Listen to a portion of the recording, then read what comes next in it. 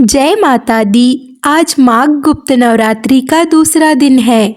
नवरात्रि के दूसरे दिन श्री दुर्गा सप्तशती पाठ का अध्याय 2 और अध्याय 3 सुना जाता है।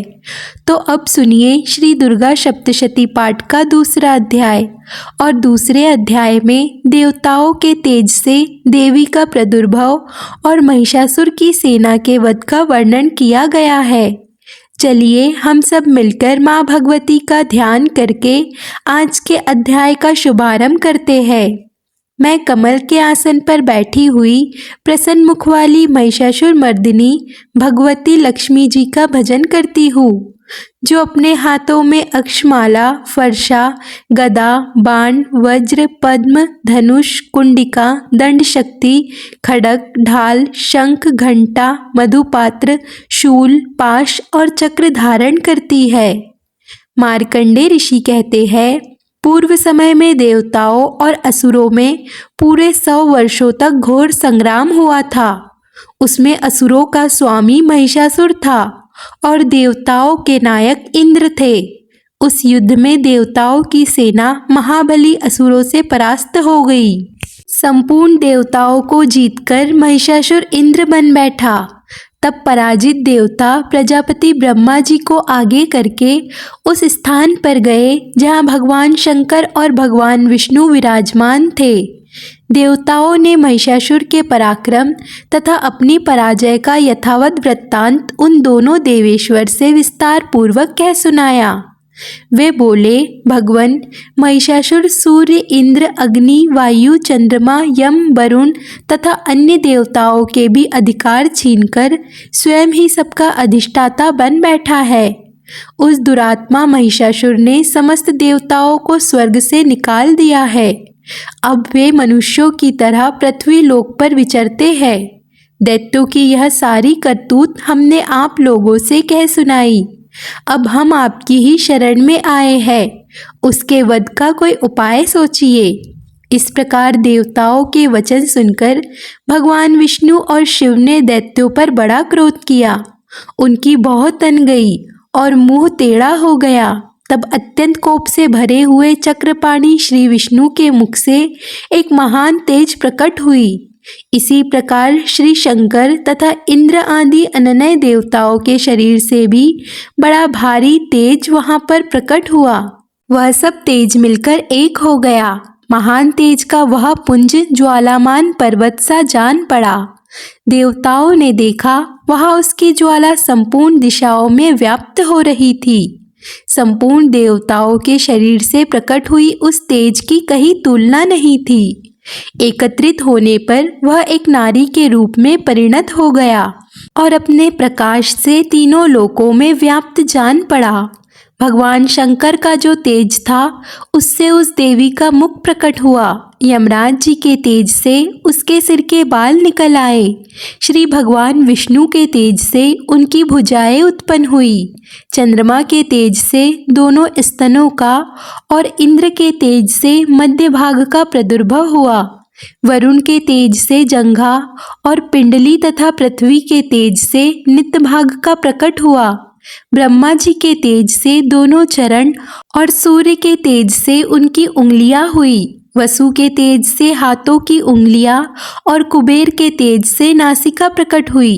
उस देवी के दांत प्रजापति के तेज से और तीनों नेत्र अग्नि के तेज से प्रकट हुए थे। उनकी भौह संध्या के और कान वायु के तेज से उत्पन्न हुए थे। इसी प्रकार अन्य देवता के तेज से भी उस कल्याणमयी देवी का आविर्भाव हुआ। इसके बाद समस्त देवताओं के तेज पुंज से प्रकट हुई देवी को देखकर महिषासुर के सताए हुए देवता बड़े प्रसन्न हुए। पिनाकधारी भगवान शंकर ने अपने शूल से एक शूल निकालकर उन्हें दिया और भगवान विष्णु ने भी अपने चक्र से चक्र उत्पन्न करके भगवती को अर्पण कर दिया। वरुण ने भी शंख भेंट किया। अग्नि ने उन्हें शक्ति दी और वायु ने धनुष तथा बाण से भरे हुए 2 तरकस प्रदान किए। सहस्त्र नेत्रों वाले देवराज इंद्र ने अपने वज्र से वज्र उत्पन्न करके दिया और ऐरावत हाथी से उतरकर एक घंटा भी प्रदान किया। यमराज ने काल दंड से दंड, वरुण ने पाश, प्रजापति ने स्फटिकाक्ष की माला और ब्रह्मा जी ने कमंडल भेंट किया। सूर्य ने देवी के समस्त रोमकूपों में अपनी किरणों का तेज भर दिया। काल ने उन्हें चमकती हुई ढाल और तलवार दी। क्षीरसागर ने उज्जवल हार तथा कभी जीर्ण न होने वाले 2 दिव्य वस्त्र भेंट किए। साथ ही उन्होंने दिव्य चूड़ामणि, 2 कुंडल, कड़े, उज्जवल अर्धचंद्र, सब बाहु के लिए केयूर, दोनों चरणों के लिए निर्मल नुपुर, गले के लिए सुंदर हसली और सब उंगलियों में पहनने के लिए रत्नों की बनी अंगूठियां भी दी। विश्वकर्मा जी ने उन्हें अत्यंत निर्मल फरसा भेंट किया। साथ ही अनेक प्रकार के अस्त्र और अभेद कवच दिए। इसके सिवा मस्तक और वक्ष स्थल पर धारण करने के लिए कभी न कुम्हलाने वाले कमलों की मालाएं दी। जल्दी ने उन्हें सुंदर कमल का फूल भेंट किया। हिमालय ने सवारी के लिए सिंह तथा तरह तरह के रत्न समर्पित किए। धनाक्षर कुबेर ने मधु से भरा हुआ पान पात्र और संपूर्ण नागों के राजा शेष ने, जो इस पृथ्वी को धारण करते हैं, उन्हें बहुमूल्य मणियों से विभूषित नागहार भेंट किया। इस प्रकार अन्य देवताओं ने भी आभूषण और शस्त्र अस्त्र देकर देवी का सम्मान किया। इसके बाद उन्होंने बारंबार अट्टहास पूर्वक उच्च स्वर से गर्जना की। उनके भयंकर नाद से संपूर्ण आकाश गूंज उठा। देवी का वह अत्यंत उच्च स्वर से किया हुआ सिंहनाद कहीं समा नहीं सका। आकाश उसके सामने लघु प्रतीत होने लगा। उससे बड़े जोर की प्रतिध्वनि हुई, जिससे संपूर्ण विश्व में हलचल मच गई और समुद्र भी कांप उठे। पृथ्वी डोलने लगी और समस्त पर्वत हिलने लगे। उस समय देवताओं ने अत्यंत प्रसन्नता के साथ सिंहवाहिनी भवानी से कहा, देवी आपकी जय हो। साथ ही महर्षि ने भक्ति भाव से विनम्र होकर उनका स्तवन किया।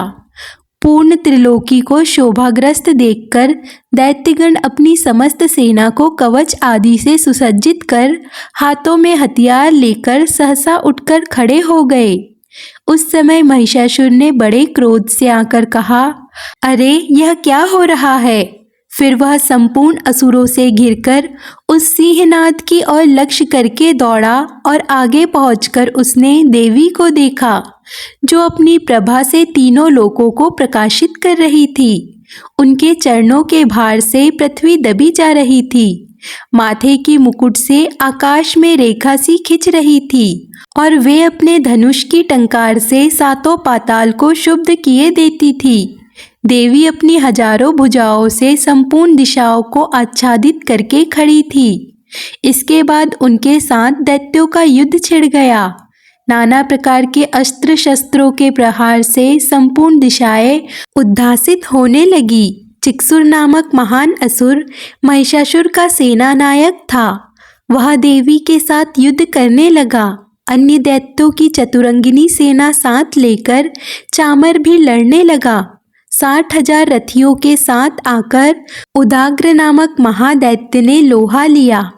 1 करोड़ रथियों को साथ लेकर महाहनु नामक दैत्य युद्ध करने लगा, जिसके रोए तलवार के समान तीखे थे। वहां आसीलोमा नाम का महादैत्य 5 करोड़ रथी सैनिकों सहित युद्ध में आ डटा। 60 लाख रथियों से घिरा हुआ वाशकल नामक दैत्य भी उस युद्ध भूमि में लड़ने लगा। परिवारित नामक राक्षस हाथी सवार और घुड़सवार के अनेकों दल तथा 1 करोड़ रथियों की सेना लेकर युद्ध करने लगा। विडाल नामक राक्षस 5 अरब रथियों से घिरकर लोहा लेने लगा। इसके अतिरिक्त और भी हजारों दैत्य रथ, हाथी और घोड़ों की सेना साथ लेकर महादेवी के साथ युद्ध करने लगे। स्वयं महिषासुर उस भूमि में कोटि कोटि सहस्त्र रथ, हाथी और घोड़ों की सेना से घिरा हुआ खड़ा था। वे दैत्य देवी के साथ तोमर, भिंडी, पाल, शक्ति, मूसल, खटक, परशु और पट्टिश आदि शस्त्र अस्त्रों का प्रहार करते हुए युद्ध कर रहे थे। कुछ दैत्यों ने उन पर शक्ति का प्रहार किया, कुछ लोगों ने पाश फेंके और कुछ दूसरे दैत्यों ने खड़ग प्रहार करके देवी को मार डालने का उद्योग किया। देवी ने भी क्रोध में भरकर खेल खेल में ही अपने अस्त्र शस्त्रों की वर्षा करके दैत्यों के वे समस्त अस्त्र शस्त्र काट डाले। उनके मुख पर परिश्रम या थकावट का रंचमात्र भी चिन्ह नहीं था। देवता और ऋषि उनकी स्तुति करते थे और वे भगवती परमेश्वरी दैत्य के शरीरों पर अस्त्र शस्त्रों की वर्षा करती रही। देवी का वाहन सिंह भी क्रोध में भरकर गर्जना से बालों को हिलाता हुआ असुरों की सेना में इस प्रकार विचरने लगा मानो वनों में दावानल फैल रहा हो। रणभूमि में दैत्यों के साथ युद्ध करती हुई अंबिका देवी ने जितने निश्वास छोड़े वे सभी तत्काल सैकड़ों हजारों गणों के रूप में प्रकट हो गए और परशु, भिंडी पाली, खड़ग तथा पट्टिस आदि अस्त्रों द्वारा असुरों का सामना करने लगे। देवी की शक्ति से बड़े हुए वे गण असुरों का नाश करते हुए नगाड़ा और शंख आदि बाजे बजाने लगे। उस महान संग्राम महोत्सव में कितने ही गण मृदंग बजा रहे थे। इसके बाद देवी ने त्रिशूल से, गदा से, शक्ति की वर्षा से और खट आदि से सैकड़ों महादैत्यों का संहार कर डाला। कितनों को घंटे के भयंकर नाद से मूर्छित करके मार गिराया। बहुत सारे दैत्यों को पाश से बांधकर धरती पर घसीटा। कितने ही दैत्य उनकी तीखी तलवार की मार से दो दो टुकड़े में हो गए। कितने ही गदा की चोट से घायल होकर धरती पर सो गए। कितने ही मूसल की मार से अत्यंत आहत होकर रक्त वमन करने लगे। कुछ दैत्य शूल से छाती फट जाने के कारण पृथ्वी पर ढेर हो गए। उस रणांगण में बाण समूहों की वृष्टि से कितने ही असुरों की कमर टूट गई। बाज की तरह झपटने वाले देव पीड़ित दैत्यगण अपने प्राणों से हाथ धोने लगे। किन्हीं की बाहें छिन्न भिन्न हो गई, कितने की गर्दन कट गई। कितने ही दैत्यों के मस्तक कट कट कर गिरने लगे। कुछ लोगों के शरीर मध्य भाग में ही विदीर्ण हो गए। कितने ही महादैत्य जांघें कट जाने से पृथ्वी पर गिर पड़े। कितनों को ही देवी ने एक बाह पर पैर और एक नेत्र वाले करके दो टुकड़ों में चीर डाला। कितने ही दैत्य मस्तक कट जाने पर भी गिरकर उठ जाते और फिर केवल धड़ के ही रूप में अच्छे अच्छे हथियार हाथ में लेकर देवी के साथ युद्ध करने लगते। दूसरे कबंध युद्ध के बाजों की लय पर नाचते थे। कितने ही बिना सिर के धड़ को हाथों में खड़ग शक्ति और इष्टि लिए दौड़ते थे और दूसरे दूसरे महादैत्य ठहरो ठहरो यह कहते हुए देवी को युद्ध के लिए ललकारते थे। जहाँ वह घोर संग्राम हुआ था वहाँ की धरती देवी के गिराए हुए रथ, हाथी, घोड़े और असुरों की लाशों से ऐसी फट गई थी कि वहाँ चलना फिरना असंभव हो गया था। दैत्यों की सेना में हाथी, घोड़े और असुरों के शरीरों से इतनी अधिक मात्रा में रक्तपात हुआ था कि थोड़ी ही देर में वहाँ खून की बड़ी बड़ी नदियाँ बहने लगी। जगदम्बा ने असुरों की विशाल सेना को क्षण भर में ही नष्ट कर दिया। ठीक उसी तरह जैसे तिनके और कांट के भारी ढेर को अग्नि कुछ ही क्षणों में भस्म कर देती है।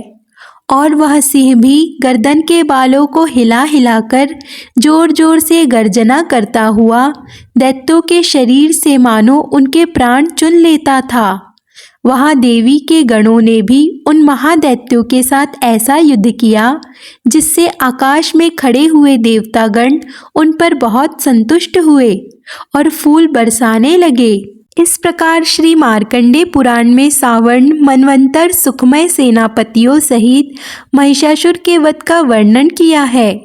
अब पहले हम सभी मिलकर माँ जगदम्बा का ध्यान करते हैं।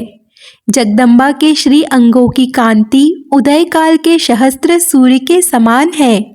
वे लाल रंग की रेशमी साड़ी पहने हुए हैं। उनके गले में मुंडमाला शोभा पा रही है। दोनों स्तनों पर रक्त चंदन का लेप लगा है।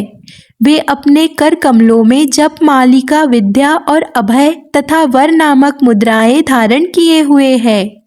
तीनों नेत्रों से सुशोभित मुखारविंद की बड़ी शोभा हो रही है। उनके मस्तक पर चंद्रमा के साथ ही रत्न मुकुट बंधा है।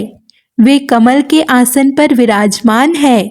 ऐसी देवी को मैं भक्ति पूर्वक प्रणाम करती हूँ। मार्कंडे ऋषि कहते हैं, दैत्यों की सेना को इस प्रकार तहस नहस होता देख महादैत्य सेनापति चिक्षुर क्रोध से भरकर अंबिका देवी से युद्ध करने के लिए आगे बढ़ा। वह असुर रणभूमि में देवी के ऊपर इस प्रकार बाणों की वर्षा करने लगा जैसे बादल मेरुगिरी के शिखर पर पानी की छार बरसा रहा हो। तब देवी ने अपने बाणों से उसके बाण समूह को अनायास काटकर उसके घोड़े और सारथी को भी मार डाला। साथ ही उसके धनुष तथा अत्यंत ऊंचे ध्वजा को भी तत्काल काट गिराया। धनुष कट जाने पर उसके अंगों को अपने बाणों से भींद डाला। धनुष, रथ, घोड़े और सारथी के नष्ट हो जाने पर वह असुर ढाल और तलवार लेकर देवी की ओर दौड़ा। उसने तीखी धार वाली तलवार से सिंह के मस्तक पर चोट करके देवी की भी बाईं भुजा में बड़े वेग से प्रहार किया। राजन, देवी की बाह पर पहुंचते ही वह तलवार टूट गई। फिर तो क्रोध से लाल आंखें करके उस राक्षस ने शूल हाथ में लिया और उसे उस महादैत्य ने भगवती भद्रकाली के ऊपर चलाया। वह शूल आकाश से गिरते हुए सूर्यमंडल की भांति अपने तेज से प्रज्वलित हो उठा। उस शूल को अपनी ओर आते देखकर देवी ने भी शूल का प्रहार किया। उससे राक्षस के शूल के सैकड़ों टुकड़े हो गए। साथ ही महादैत्य चिक्षुर की भी धज्जियां उड़ गई और वह प्राणों से हाथ धो बैठा। महिषासुर के सेनापति उस महापराक्रमी चिक्षुर के मारे जाने पर देवताओं को पीड़ा देने वाला चामर हाथी पर चढ़कर आया। उसने देवी के ऊपर शक्ति का प्रहार किया, किंतु जगदम्बा ने उसे अपने हुंकार से ही आहत और निष्प्रभ करके तत्काल पृथ्वी पर गिरा दिया। शक्ति टूटकर गिरी हुई देखकर चामर को बड़ा क्रोध हुआ। अब उसने शूल चलाया, किंतु देवी ने उसे भी अपने बाणों द्वारा काट डाला। इतने में ही देवी का सिंह उछलकर हाथी के मस्तक पर चढ़ बैठा और उस दैत्य के साथ खूब जोर लगाकर बाहु युद्ध करने लगा। वे दोनों लड़ते लड़ते हाथी से पृथ्वी पर आ गए और अत्यंत क्रोध में भरकर एक दूसरे पर बड़े भयंकर प्रहार करते हुए लड़ने लगे।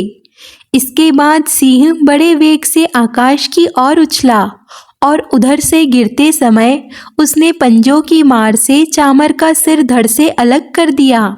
इसी प्रकार उदग्र भी शीला और वृक्ष आदि की मार खाकर रणभूमि में देवी के हाथों मारा गया तथा कराल भी दांतों, मुक्कों और थप्पड़ों की चोट से धाराशाही हो गया। क्रोध से भरी हुई देवी ने गदा की चोट से उद्धस्त का कचुम्बर निकाल दिया, भिंदीपाल से वास्कल को और बाणों से ताम्र और अंधक को मौत के घाट उतार दिया। तीनों नेत्रों वाली परमेश्वरी ने त्रिशूल से उग्रास्य, उग्रवीर तथा महाहनु नामक दैत्यों को मार डाला। तलवार की चोट से विडाल के मस्तक को धड़ से काट गिराया। दुर्धर और दुर्मुख इन दोनों को भी अपने बाणों से यमलोक भेज दिया।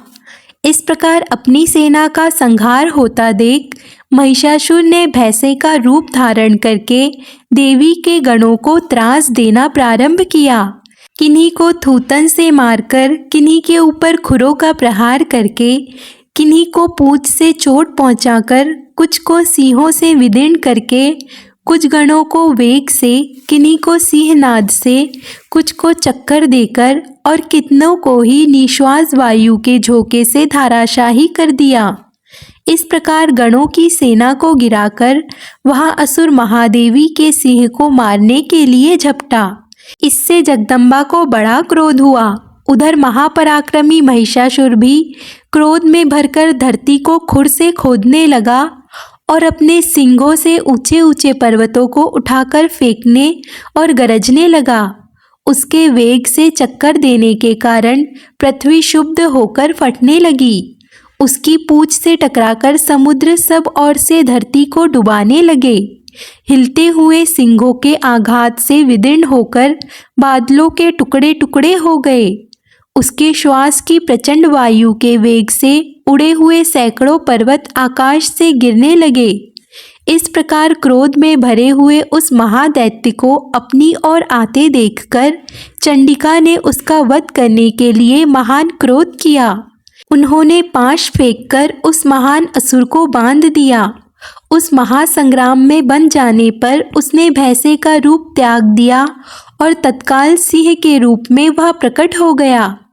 उस अवस्था में जगदम्बा जी को उसका मस्तक काटने के लिए उद्यत हुए जो ही वह खटकधारी पुरुष के रूप में दिखाई देने लगा, तब देवी ने तुरंत ही बाणों की वर्षा करके ढाल और तलवार के साथ उस पुरुष को भी भिंद डाला। इतने में ही वह महान गजराज के रूप में परिणत हो गया। अपनी सूंड से देवी के विशाल सिंह को खींचने और गरजने लगा। खींचते समय देवी ने तलवार से उसकी सूंड काट डाली। तब उस महान दैत्य ने पुनः भैंसे का शरीर धारण कर लिया और पहले की तरह ही चराचर प्राणियों सहित तीनों लोकों को व्याकुल करने लगा। तब क्रोध से भरी हुई जगत माता चंडिका बारंबार उत्तम मधु का पान करने और लाल लाल आंखें करके हंसने लगी। उधर वह बल और पराक्रम के मध्य से उन्मत्त हुआ राक्षस गरजने लगा और अपने सिंगों से चंडी के ऊपर पर्वतों को फेंकने लगा। उस समय देवी अपने बाणों के समूह से उसके फेंके हुए पर्वतों को चूर्ण करती हुई बोली। बोलते समय उनका मुख मधु के मधुपान से लाल हो रहा था और बाणी लड़खड़ा रही थी। देवी ने कहा, ओ मूढ़, मैं जब तक मधु पीती हूँ तब तक तू क्षण भर के लिए खूब गरज ले। मेरे हाथ से ही तेरी मृत्यु हो जाने पर अब शीघ्र ही देवता भी गर्जना करेंगे। ऋषि कहते हैं, ऐसा कहकर देवी उछली और उस महादैत्य के ऊपर चढ़ गई। फिर अपने पैर से उसे दबाकर उन्होंने शूल से उसके कंठ में आघात किया। उनके पैर से दबा होने पर भी महिषासुर अपने मुख से दूसरे रूप में बाहर आने लगा। अभी आधे शरीर से ही वह बाहर निकल पाया था कि देवी ने अपने प्रभाव से उसे वहीं रोक दिया। आधा निकला होने पर भी वह महादैत्य देवी से युद्ध करने लगा। तब देवी ने बहुत बड़ी तलवार से उसका मस्तक काट गिराया। फिर तो हाहाकार करती हुई दैत्यों की सारी सेना भाग गई और संपूर्ण देवता अत्यंत प्रसन्न हो गए। तब देवताओं ने दिव्य महर्षियों के साथ दुर्गा देवी का स्तवन किया। गंधर्वराज गाना गाने लगे और अप्सराएं नृत्य करने लगी। इस प्रकार श्री मार्कंडेय पुराण में सावर्णित मन्वंतर की कथा के अंतर्गत देवी महात्म्य में महिषासुर वध नामक तीसरा अध्याय पूर्ण हुआ। इसके आगे की कथा आप अगले अध्याय में अवश्य सुनिए। और अगर आपको आज की कथा पसंद आए तो वीडियो को लाइक, कमेंट, शेयर और चैनल को सब्सक्राइब ज़रूर कर लीजिए।